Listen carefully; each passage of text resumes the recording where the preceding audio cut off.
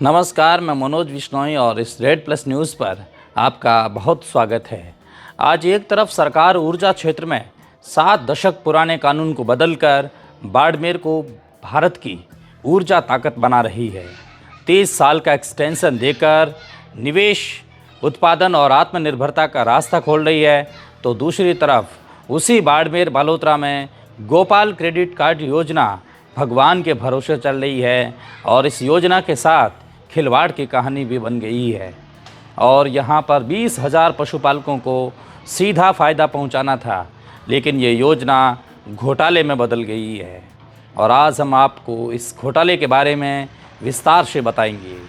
जानकारी के मुताबिक 20,000 के इस लक्ष्य में चुनिंदा शाखाओं को फ़ायदा मिला और कलेक्टर की कमेटी बाईपास हुई और पशुपालक आज भी जवाब मांग रही हैं कि नीति बड़ी है पर ज़मीन पर न्याय कहाँ है। लेकिन पहले आज की बड़ी खबर पर लौटते हैं।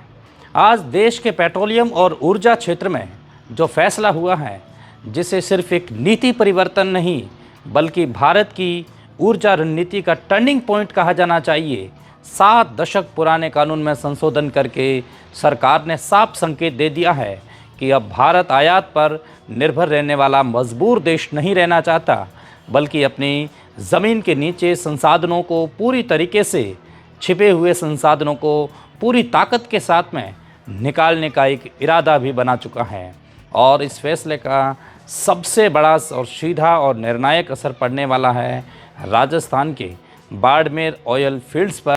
वहीं बाड़मेर, जहां से आज देश के कुल कच्चे तेल का करीब 20% उत्पादन होता है, यानी हर चौथा बैरल तेल भारत को यहीं से मिलता है। और अब नए नियमों के बाद ये हिस्सा और बढ़ने वाला है, क्योंकि बाड़मेर सांचौर बेसिन को लेकर जो सबसे बड़ी अड़चन थी वो अब ख़त्म कर दी गई है। वर्षों से यहाँ काम कर रही तेल कंपनियाँ एक ही सवाल से जूझ रही थी कि 10 साल के बाद क्या होगा, एग्रीमेंट रिन्यू होगा या नहीं, निवेश करें या रुक जाएं, नई तकनीक लाएं या इंतज़ार करें। लेकिन अब इस अनिश्चितता पर सरकार ने पूरी तरीके से ब्रेक लगा दिया है और नई नीति के तहत बाड़मेर सांचौर बेसिन के ऑयल ब्लॉक्स को अब सिर्फ 10 साल नहीं बल्कि 30 साल का एक एक्सटेंशन मिल सकेगा, यानी 3 दशक की स्थिरता और 3 दशक की योजना और 3 दशक का भरोसा। और जब भरोसा मिलता है तो निवेश भी आता है और तकनीक आती हैं और उत्पादन भी बढ़ता है। प्रधानमंत्री नरेंद्र मोदी और पेट्रोलियम मंत्री हरदीप सिंह पुरी की इस पहल को इसलिए ऐतिहासिक कहा जा रहा है क्योंकि भारत दशकों से एक ही समस्या से जूझता रहा है। देश में तेल है, गैस है, लेकिन नियम इतने पुराने और प्रक्रिया इतनी जटिल है और मंजूरियों का इंतज़ार इतना लंबा कि कंपनियां पूरा दम लगाकर काम कर ही नहीं पाती। और अब नए संशोधनों ने ये जंजीरें तोड़ दी हैं। पुराने एग्रीमेंट के नवीनीकरण में लगने वाला लंबा इंतज़ार खत्म होगा, फैसले तेज़ी से होंगे और सबसे अहम बात, घरेलू उत्पादन को बढ़ाने का रास्ता एकदम साफ हो गया है या वह भी होगा। और इसका मतलब साफ है कि भारत कम तेल खरीदेगा और बाहर से कम तेल खरीदने के बजाय ज़्यादा तेल अपने ही ज़मीन से निकालने की कोशिश करेगा, यानी विदेशी मुद्रा की बचत और ऊर्जा सुरक्षा में एक मजबूती मिलेगी। बाड़मेर सांचौर बेसिन इस पूरी रणनीति का अहम केंद्र है, क्योंकि यहाँ सिर्फ मौजूद उत्पादन ही अहम नहीं है बल्कि भविष्य की संभावनाएं उससे कहीं ज़्यादा बड़ी भी है। और जानकार ये भी मानते हैं कि इस क्षेत्र में अभी भी हाइड्रोकार्बन और संसाधनों की अधिक अपार एक क्षमता है, वो छिपी हुई है, लेकिन पुराने नियमों के कारण उसका पूरा दोहन नहीं हो पा रहा था। और यही वजह है कि वेदांता समूह के चेयरमैन अनिल अग्रवाल ने इस फैसले को भारत के ऊर्जा इतिहास का मील का पत्थर बताया है। उनका साफ कहना है कि बाड़मेर जैसे क्षेत्रों में संभावनाएं असीम हैं, लेकिन जब नियम अल्पकालिक हो तो कंपनियां जोखिम लेने से डरती हैं। और अब जब 30 साल का विस्तार मिलेगा तो कंपनियां लंबी अवधि की योजना बनाएगी और नए कुएं खोदे जाएंगे, आधुनिक तकनीक नई लाई जाएगी और उत्पादन में बड़ा उछाल देखने को भी मिलेगा। इसका असर सिर्फ एक आंकड़ों तक सीमित नहीं रहेगा, इसका असर ज़मीन पर दिखेगा। बाड़मेर और आसपास के इलाकों में रोज़गार के नए अवसर पैदा होंगे, स्थानीय युवाओं को काम मिलेगा और ट्रांसपोर्ट, सर्विस और सप्लाई से जुड़े छोटे उद्योगों को बढ़ावा मिलेगा और यही पूरे क्षेत्र की अर्थव्यवस्था को मजबूती मिलेगी और एक आधार भी मिलेगा। यानी ये सिर्फ तेल की कहानी नहीं है, ये विकास की कहानी है और यही वजह है कि इस फैसले को ऊर्जा क्षेत्र में ऐतिहासिक मोड़ कहा जा रहा है या भारत के लिए एक ये बड़ा फैसला कहा जा रहा है। अनिल अग्रवाल का एक और बयान इस पूरे विमर्श को स्पष्ट करता है। उन्होंने कहा कि भारत दुनिया के सबसे किफ़ायती तेल और गैस उत्पादक देशों में से एक है। यानी अगर सही नीति और सही तकनीक मिले तो भारत कम लागत में ज़्यादा उत्पादन कर सकता है और बाड़मेर के ऑयल फील्ड्स इसका सबसे बड़ा उदाहरण बन सकते हैं। उत्पादन बढ़ेगा तो घरेलू आपूर्ति मजबूत होगी, आयात पर निर्भरता घटेगी और वैश्विक बाजार में उतार चढ़ाव का असर भारत पर कम पड़ेगा। और आज जब दुनिया ऊर्जा संकट, युद्ध और सप्लाई चेन के झटकों से गुजर रही है, तब भारत का आत्मनिर्भर होना सिर्फ आर्थिक नहीं बल्कि रणनीतिक ज़रूरत भी है।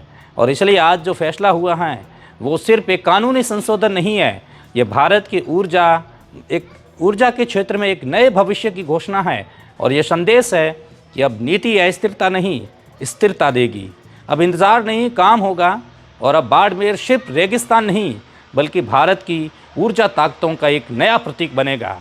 और आने वाले वर्षों में जब देश तेल आयात के आंकड़े घटते देखेगा, जब घरेलू उत्पादन के ग्राफ ऊपर जाएंगे, तब याद रखा जाएगा कि ये बदलाव उसी दिन शुरू हुआ था जब 7 दशक पुराने कानून को बदला गया था और बाड़मेर सांचौर बेसिन को 30 साल की एक नई जिंदगी भी दी गई थी।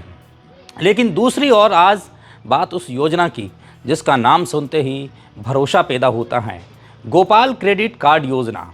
एक ऐसी योजना जिसे राजस्थान सरकार ने ग्रामीण पशुपालकों को आत्मनिर्भर बनाने के लिए शुरू किया था। 1 साल के लिए 1 लाख रुपए पशुपालकों को दिया जाना था, बिना ब्याज के, बिना गारंटी, बिना ज़मीन गिरवी रखे, ताकि पशुपालक चारा खरीदे, दवाइयाँ लें और पशु शेड बनाएं, दूध के व्यवसाय को आगे बढ़ाएं, यानी गांव की अर्थव्यवस्था को मजबूत करें। लेकिन अब सवाल ये है कि क्या ये योजना वाकई गांव तक पहुंच जाएगी या फिर रास्ते में ही भरोसे का गला घोंट दिया गया। क्योंकि तस्वीर बाड़मेर बालोतरा जिले से जो सामने आई है वो सिर्फ लापरवाही की नहीं बल्कि सिस्टम के भीतर बैठे कुछ ताकतवर हाथों की मनमानी की कहानियाँ कहती हैं। और आरोप है कि केंद्रीय सहकारी बैंक के प्रबंधक वासुदेव पालीवाल ने इस पूरी योजनाओं को अपनी मुट्ठी में कैद कर लिया, जिसे जिले को करीब 20,000 पशुपालकों को लाभ देने का लक्ष्य मिला था, लेकिन लक्ष्य का समान वितरण हो ही नहीं पाया और आधे से ज़्यादा शाखाओं को तो लक्ष्य ही नहीं दिए गए और जिन चुनिंदा शाखाओं को लक्ष्य दिए गए वहाँ तय समय से या तय सीमा से कहीं ज़्यादा ऋण है वो बांटे गए। सवाल उठता है कि जब योजना समानता और पारदर्शिता के लिए थी तो फिर ये चयन क्यों, ये पक्षपात क्यों और ये चुप्पी क्यों? बताया जा रहा है कि एमटी वासुदेव पालीवाल ने न सिर्फ अपने अधीनस्थ अधिकारियों को अंधेरे में रखा बल्कि शाखा प्रबंधकों के साथ मिलकर उनके साथ सीधा संपर्क रहकर फाइलें खुद ही कलेक्ट करते रहे। न कोई चैनल, न कोई चयन, न कोई प्रक्रिया और न कोई सामूहिक समीक्षा। एक बैंकिंग सिस्टम में जहां 4 आंखों का एक सिद्धांत होता है, वहां एक ही व्यक्ति ने सब कुछ देखना, समझना और मंजूर करना शुरू कर दिया। और हैरानी की बात यह है कि हेड ऑफिस में ये फाइलें किसी निचले अधिकारी तक पहुंची ही नहीं। सब कुछ एमडी के पास ऑनलाइन स्वीकृति, और वो भी ज़्यादातर 9 बजे के बाद, यानी बैंक का आधिकारिक समय 6 बजे ख़त्म हो जाता है। तो फिर ये सवाल ये है कि रात के अंधेरे में इतनी तेज़ी से स्वीकृतियाँ क्यों दी गई थी और क्यों दी जा रही थी? क्या दिन के उजाले में ये फैसले लिए जाते तो ज़्यादा सवाल उठते।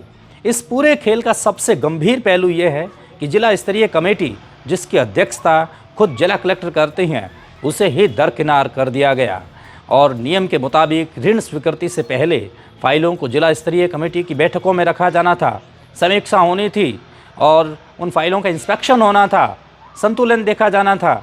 लेकिन आरोप है कि पिछले 4 से 5 महीनों में एमडी ने कलेक्टर के साथ एक भी बैठक नहीं करवाई और इस तरह जिले की सर्वोच्च प्रशासनिक निगरानी को भी साइडलाइन कर दिया गया और यहाँ तक कि ज़िला कलेक्टर टीना डाबी तक को इस पूरे वितरण पैटर्न की भनक नहीं लगने दी। सवाल ये उठता है कि जब कमेटी की बैठक ही नहीं होगी तो निगरानी किस बात की और जवाबदेही किससे होगी। आंकड़े खुद कहानी कह रही हैं कि 20,000 का लक्ष्य 12,600 से ज़्यादा लोगों को ऋण दे दिया गया। यानी कागज़ों में तो उपलब्धि दिखाई जा सकती हैं, लेकिन ज़मीनी हकीकत यह है कि करीब 75% सोसाइटियों को एक भी रुपया नहीं मिला। केवल 25% सोसाइटियों में ही योजना सिमट करके रह गई है। और वही भी ये भी आरोप है कि कई डिफ़ॉल्टर और ओवरड्यू किसानों को ऋण दे दिया गया, जबकि योजना का उद्देश्य था कि ईमानदार और ज़रूरतमंद पशुपालकों को समय पर सहायता मिले। तो फिर सवाल ये है कि क्या चयन में पात्रता देखी गई या पहचान, क्या ज़रूरत देखी गई या नज़दीकियाँ देखी गई, क्या रिश्तेदारियाँ देखी गई या आवश्यक चीज़ें भी देखी गई। योजना की आत्मा यही थी कि हर शाखा को समान लक्ष्य मिले, ताकि हर गांव, हर ढाणी, हर पशुपालक को बराबर मौका मिले। लेकिन जब लक्ष्य ही आवंटित नहीं किए गए तो शाखा प्रबंधक आवेदन कैसे लेता और किसान आवेदन कहाँ करता। और यही वजह है कि बालोतरा जिले के सैकड़ों ही नहीं बल्कि हज़ारों पशुपालक आज भी इस योजना से वंचित हैं। वो पूछ रहे हैं कि अगर योजना है तो हमारे लिए क्यों नहीं, अगर पैसा है तो हमारे लिए क्यों नहीं, तो हमारे गांव के लिए भी क्यों नहीं है पैसा, और अगर नियम है तो वो कुछ शाखाओं पर ही लागू क्यों हुए। यहाँ सवाल सिर्फ एक व्यक्ति का नहीं, सवाल उस सिस्टम का है जो एक व्यक्ति को इतना ताकतवर बना देता है कि वो कलेक्टर की कमेटी को भी बाईपास कर देता है, अपने अधीनस्थ कर्मचारियों को भी जानकारी नहीं देता है और बैंकिंग नियमों को अपनी सुविधा के मुताबिक मोड़ देता है। और जब शिकायतें बढ़ती हैं तब जाकर सरकार हरकत में आती हैं और एमडी वासुदेव पालीवाल को सस्पेंड किया जाता है। और अब हर शाखा की जांच की बात कही जाती है, लेकिन सवाल ये है कि क्या सस्पेंशन से उन किसानों को नुकसान पूरा होगा जो महीनों से इस योजना का इंतज़ार कर रहे थे। गोपाल क्रेडिट कार्ड योजना कोई छोटी योजना नहीं है, ये उन ग्रामीण परिवारों के लिए उम्मीद की किरण थी जिनकी आजीविका पशुपालन पर निर्भर है, जो सहकारी डेयरी समितियों को दुग्ध बेचते हैं, जो रोज़ सुबह 4 बजे उठकर पशुओं की देखभाल करते हैं और जिनके लिए 1 लाख रुपए बिना ब्याज का ऋण किसी संजीवनी से कम नहीं था। लेकिन जब योजना का लाभ कुछ गिने चुने हाथों तक सिमट जाए तो भरोसा टूटता है, और भरोसा टूटे तो सरकार की नीयत पर भी सवाल उठते हैं कि डबल इंजन की सरकार आखिरकार ऐसे कैसा कर देती है। भले ही गलती सिस्टम के किसी हिस्से की हो, लेकिन सरकार पर सवाल उठना तो तय है। और यह भी गंभीर सवाल है कि अगर एमडी सीधे ब्रांच मैनेजरों के संपर्क में थे तो बाकी अधिकारी क्या कर रहे थे।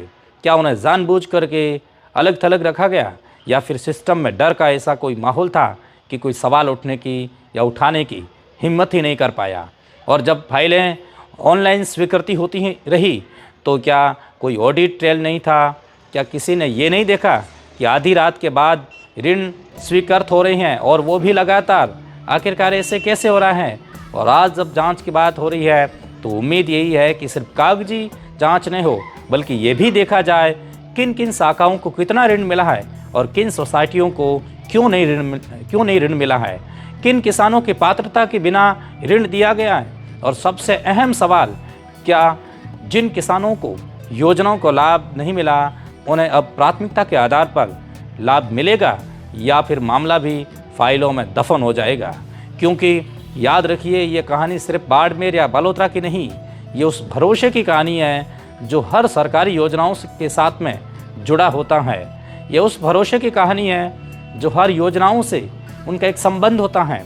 अगर यहाँ पारदर्शिता नहीं होगी तो कल किसी और योजना पर भी सवाल उठेंगे, और जब सवाल उठेंगे तो सबसे ज़्यादा नुकसान उस किसान, उस पशुपालक का होगा या होता है जो आज भी सिस्टम की तरफ उम्मीद भरी नज़रों से देख रहा है। और इस योजना के साथ या इस उम्मीद के साथ शायद अगली बार योजना सच में उसके दरवाजे तक पहुँचे, बिना सिफारिश, बिना पहचान और सिर्फ उसके हक के आधार पर। और आज का ये एपिसोड आपको यदि अच्छा लगा है तो रेड प्लस न्यूज़ के इस बेहतरीन एपिसोड को शेयर कीजिए और सरकार की चौखट तक पहुंचाइए। रेड प्लस न्यूज़ से जुड़ने के लिए बहुत शुक्रिया।